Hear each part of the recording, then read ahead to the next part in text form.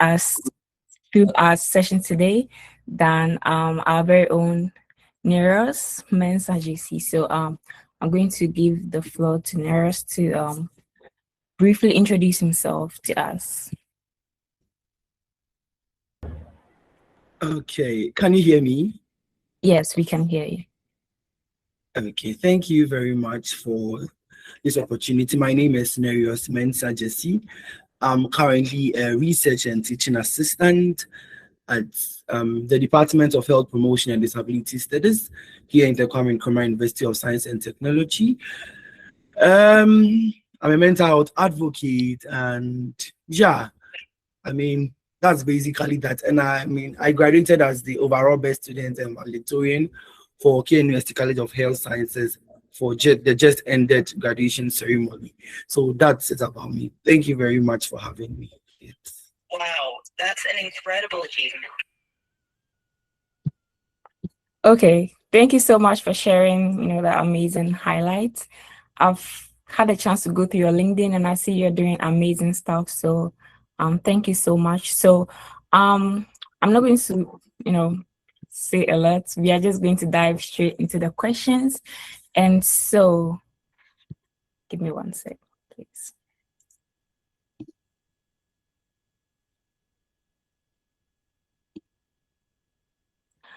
My first question is this is going to be like a panel discussion. Can you hear me, please?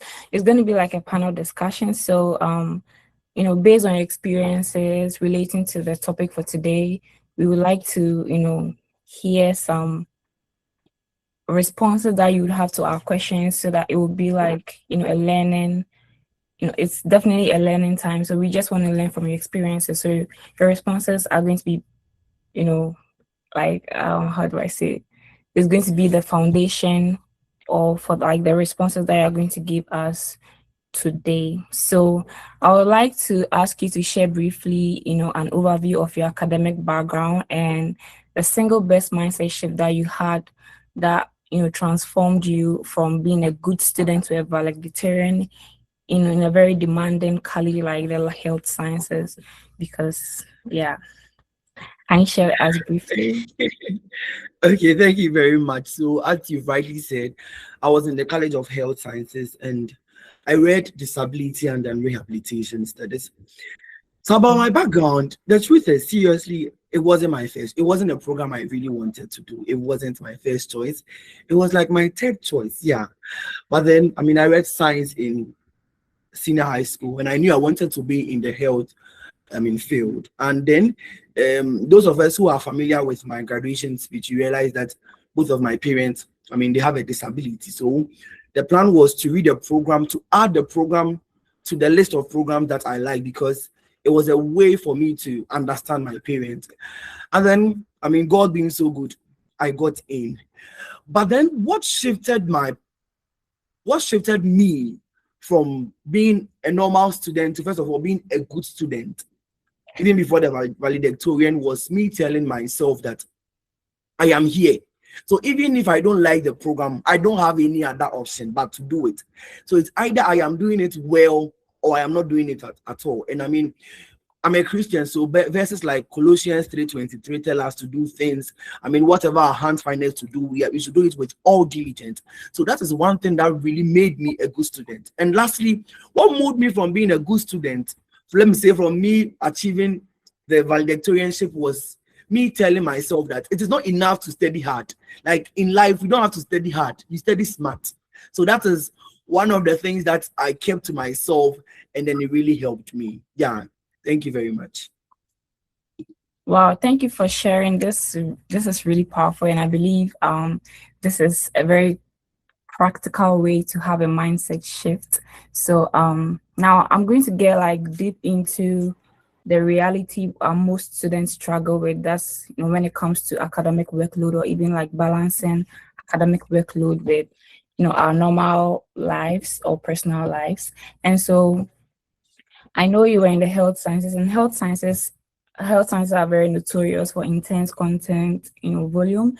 And when it comes to like what specific, not negotiable study system or the routine that you did to employ or the routine you employ to handle massive workload, and ensure deep retention of complex anatomical and physiological information? I know this is very technical, but it's definitely your field, and so go for it. Yes. So, in the health, I mean, in the College of Health Sciences, we have different programs, and then every program has a way of tackling it. But then, for my program, and I'm sure might apply to most of the health science students, I use a strategy I call LEARN. Like I call it LEARN. That is LEARN. And the first L, that is learn. I say learn yourself. And what I mean by learn yourself is know yourself. That is your learning strategies, your learning technique. We have a lot of learning technique. We have people who learn by visual, by auditory. For me, I'm more of an auditory learner and a reading and writing learner. So I have to hear what you are saying and then write it all over again before I get it. And that was a strategy that worked for me. So that is my L. And then the E has to do with engage actively. And what I mean by I was engaging actively was in a class, I could ask like 5 questions in the class, like straightforward. If I'm not getting the concept, the lecturer, you are not going. My classmates will understand that there were times where I was debating with lecturers because if what you are saying, I'm not understanding, you are here to make me understand. So yes, my second point, that was my E, was I engage actively. I was very energetic in class, answering questions. And the funny thing is, when I'm studying again, when I'm sitting down and I'm studying again, I remember that, oh, this place, I asked this question, the lecturer said this, making it easier for me to understand. The next one, that is A. So I've said LEA. The A is analyze the course. You see, we have different approaches of analyzing each and every course. So even before I get into a course, the course for the semester, I make sure I am understanding the course. This course will require me to engage in group studies. I would have to memorize. I would have to learn how to calculate. So I analyze the course and I understand the course. The next letter, that is R, that is reach out. That is one thing about me. I'm always reaching out, either to mentors, either to my peers, because seriously, there are some concepts you cannot understand on your own. The lecturers will teach you, not understand. You need your fellow classmates to teach you. And the last one is N, that is normalized teaching. That was one thing about me. I would always want to teach my other people. So from first year to final year, for every course that we did, I summarized every topic before exams. For every topic, I'll do a summary of the topic and put it in our class page. And that was the way I was learning, because some people are depending on me for a summary of the topic or the course. So some of these strategies were the things I placed in, the learning myself, engaging actively, analyzing my course, reaching out, and normalizing teaching was some of the ways that helped me, that even though the workload was massive, a lot of information to cram, but then because I had all these strategies in place, I was able to handle all the workload. Yes. Yeah. Thank you very much. Wow, that was very, very practical. And I must say, I have also taken some points. I know learners, we all believe learners like, to study and all, but you having it as an abbreviation for your learning strategy is very impressive. And I would say that was very practical. And I believe everyone on the call is taking notes and is going to, apply it as they are studying or in their career trajectory. So now I'm going to zoom, into a more like high pressure moments every student knows, when it comes to like examination, presentations, and all that. So my next question is going to be for courses with high stakes, like recall-based exams, how did you structure your final 2 to 3 weeks for preparation? Because specifically, I'm trying to say, what was your approach to peaking your memory and mental sharpness right before the examination period? Because I know this is like something I do face that last week I was in that situation. And so, yeah, I would definitely love to hear from your experience. Okay, and this question is really interesting and personal, because most people don't believe me when I say this. I am a last minute learner. Like, I'm a serious last minute learner. What I mean is, I like studying at the latter part of exams, and that's not because I want to. Because I mean, when I was a student, I was engaged in a lot of things on campus. Like I was everywhere. I mean, at the end of my stay on campus, I'd held over 26 different leadership roles. So I don't have time for myself. So after class, the rest is meetings. Like I have meetings. So the 2 to 3 weeks to exams was my time to study. And it was like I had a routine. So the first step I take was group discussions. Because the truth is, we've studied, I think, like 2 months ago. So I use group discussions to refresh myself. So for my 2 to 3 weeks, my first step is group discussions. We'll have a group discussion. And the funny thing is, even though it's been a while I studied, by the time we get like in the middle of the discussion, I had taken over the discussion to teach them.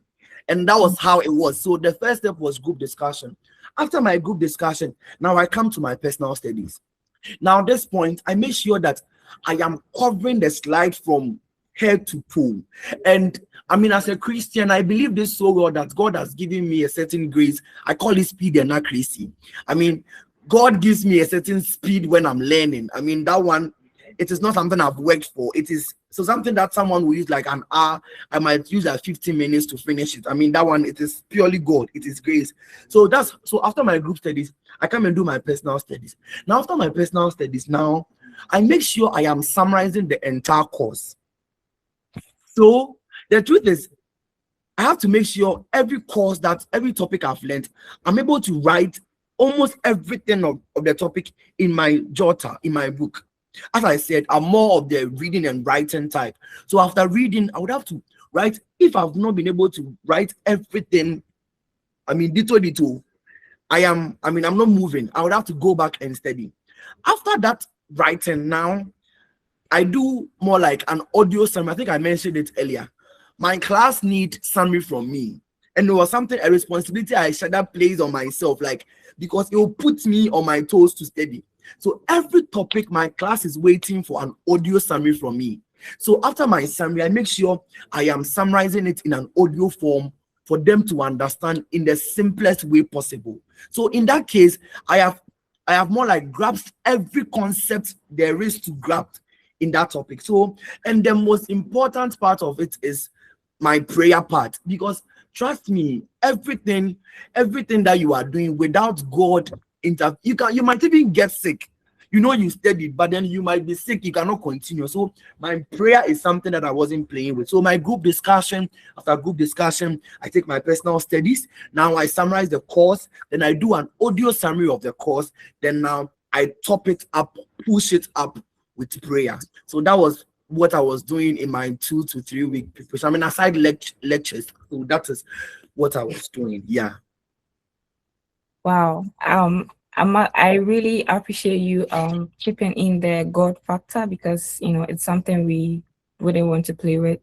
Yeah, and this shows how I'm not surprised you read the Valedictorian, because this is like very detailed and an intentional way to study and like carry your academic your career or your academic life. So yeah, thank you so much for sharing. I believe like everybody on the call once again is taking notes, because this is something that we can all relate to. I am also like more like a last minute learner.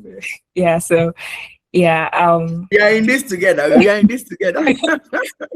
I also like to not necessarily like putting everything at the end, but I just sometimes I get caught up in so many things, so I just like push academics aside. But I'm learning from your strategy, and I believe it's going to help me in my coming examination.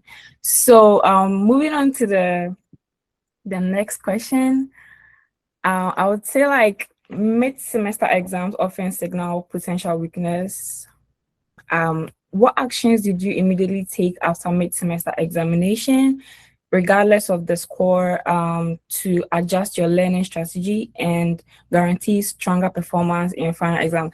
And trust me, this is something I'm really going to learn from, because I just finished my midterms and I'm looking forward to my other examination before finals.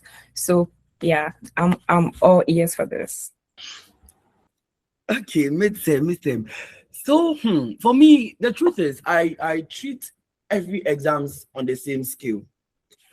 I don't see mid same. Like it is 30%. Like that is because me, I'm aiming 80, 90. So imagine I'm fooling with my mid-term. That means that it's not working. But then if I am to try and put a name to the steps that I take after everything. First of all, I would say after my midterm, I review what happened. Like I review how I did in the courses, how maybe sometimes into because a tramechi. So some of them a tramechi. I mean, some of them so like they are beating me and beating them. So some of the courses, you see that this course has really beat me, like serious beatings. So like you put it there, I have reviewed. Then secondly, now I would evaluate it very well. I mean, I'll evaluate my weakness. So now this course wasn't really working. So now after review, I evaluate, then now I put in strategy. So I remember in my second year, we have a course called Braille because I do disability, and Braille is more like how the blind people write. And then when you make a mistake in any symbol or any letter, you are subtracted half. So at the end of my midterm, I got 1 out of 30 in my midterm. And so that means I am heading towards getting a C or a D or trailing, and I was so scared. So now what I did was, because I realized it was my strategy, it was my weakness. Now I now play strategy in it. So now wherever I was going, we call it bro pad. I was carrying my bro pad. Whatever letter I would see everywhere, I would try and bro that, because I couldn't afford to lose the marks. But when the end of semester came, I think I had 66 on my report. That means I got around 65 out of 70 in my end of sem. That is it. So after you've seen your weakness, you put in the strategy. Then now you engage again. So now your strategy is, now what am I doing to solve the weakness? Then now as you go, you track your improvement. So you review, you evaluate, you check your weakness, you put a strategy, you engage with the strategy, and then you track your improvement. So yeah, some of the things that was helping me, even though all exams were at the same level for me, but then after midterm, these are some of the things that I do to keep myself in check and do better for the end of sem. Thank you. That's a very great level of, reflection, especially being very intentional about, what you did and how you can transition to the next thing to make sure you are improving. That's what I think, that's what really separates, the average student from the top performers. And once again, I'm not surprised you were the valedictorian. So I'm gonna do a brief advertisement here. So you can win a free call worth $50 with Nereus on peerbooking. So feel free to scan the QR code and you would have the opportunity to win, $50 with free call worth $50 with Nereus on peerbooking. So yes, I'm gonna like go straight into my my next question.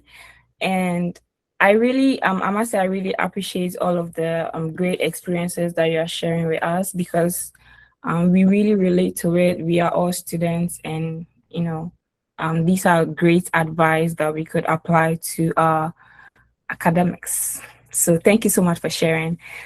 Given the precision required in your program, once again, like, when you were a student, because right now you are not in the classroom, what was one highly effective trick or tip you used for mastering highly technical or procedural contents that other students might overlook?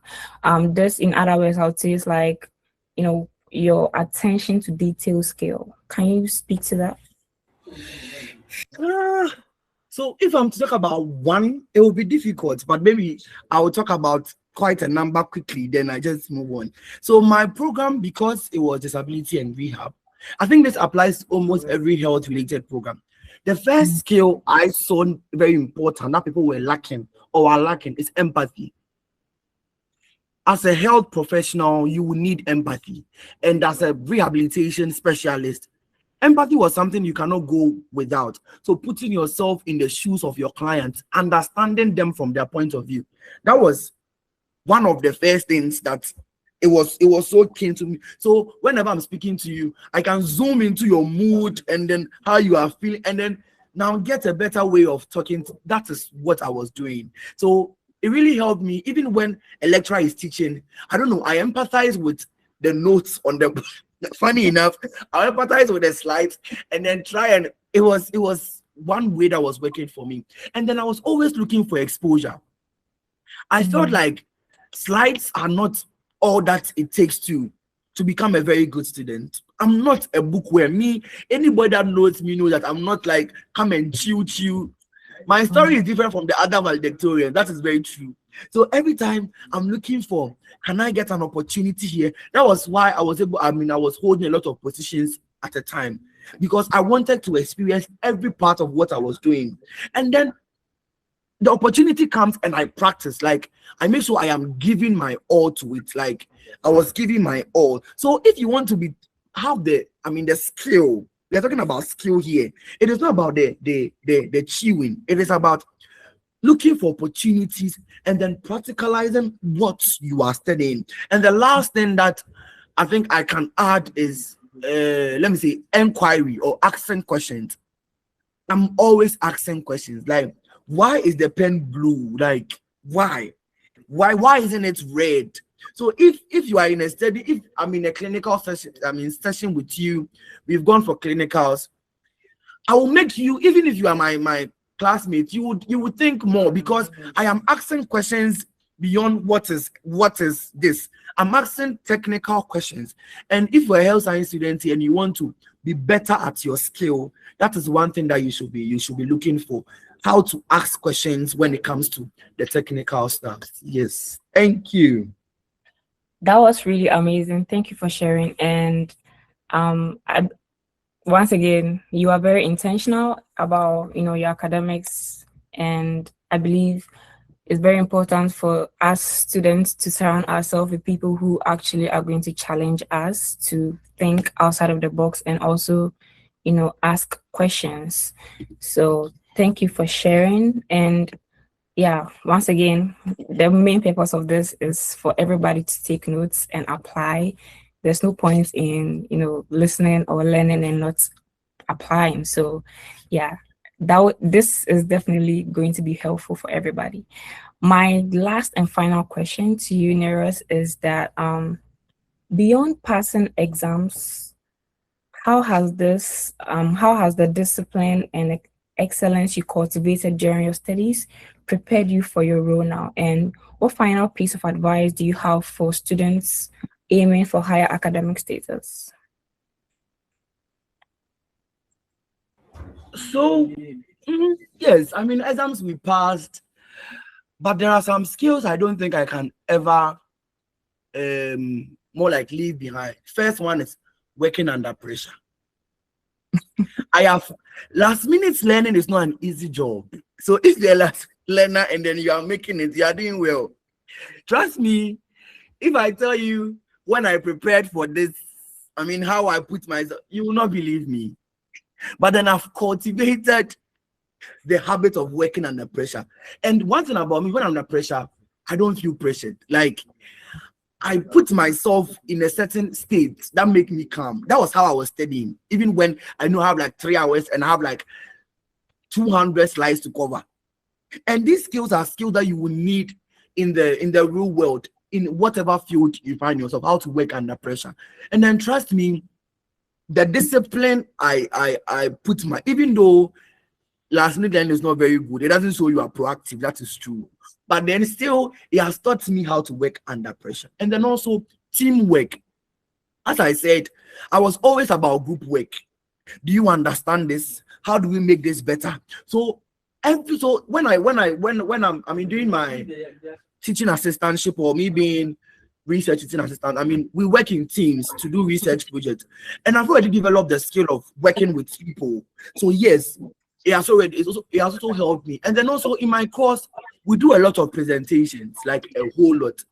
And I take the presentation personal. Like, you see me in my correct suit. Like, Like and it has helped me. Now I don't care where I am presenting. Like I've gathered the skill. So, and then the last thing that I can talk about is how to do excellent work. Because me, in my head, when I was a student, I'm more like a perfectionist. So everything I do has to be on point. And trust me, it is really helping me here. Currently, even though I'm an undergrad student, I am helping like 3 other MPhil students do their research work, coordinating like 4 undergrads work. Like some of my lecturers even leave their courses to me for like weeks to go and teach because they know that I will excel at what I do. And these are not just because I learned books.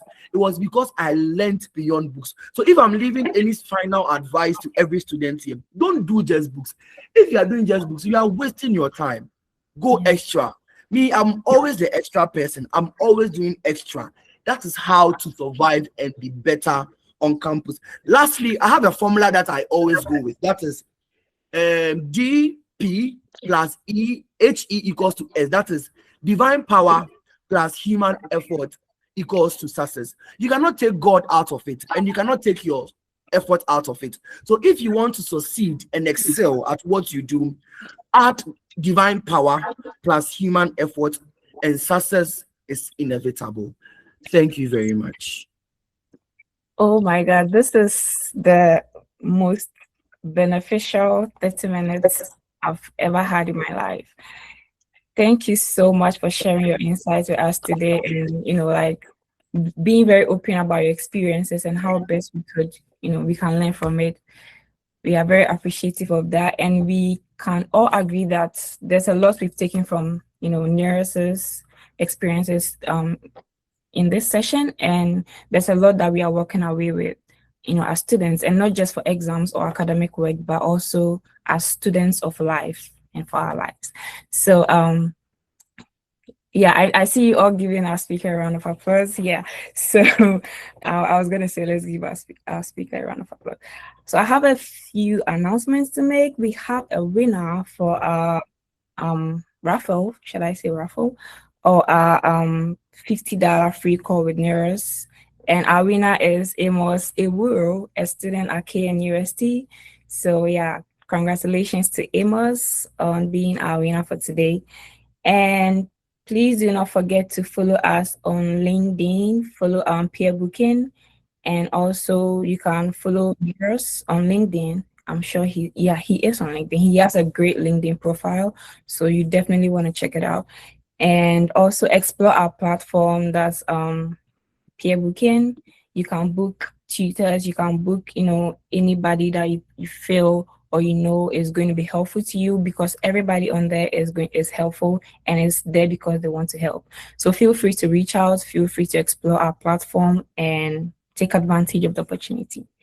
Thank you so much for joining our session today, and yeah, have a great rest of your day or good evening.